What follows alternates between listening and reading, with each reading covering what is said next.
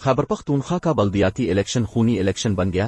کرک کی تحصیل تخت نصرتی میں پولنگ سٹیشن میں فائرنگ کے باعث 2 افراد جاں بحق جبکہ 3 زخمی ہو گئے۔ نجی ٹی وی جیو نیوز کے مطابق تخت نصرتی میں پولنگ سٹیشن کے دوران 2 گروہوں میں تلخ کلامی کے بعد فائرنگ ہو گئی۔ فائرنگ کے نتیجے میں پاکستان تحریک انصاف کے MNA شاہد خٹک کا چچا زاد بھائی اور گن مین ہلاک ہو گیا۔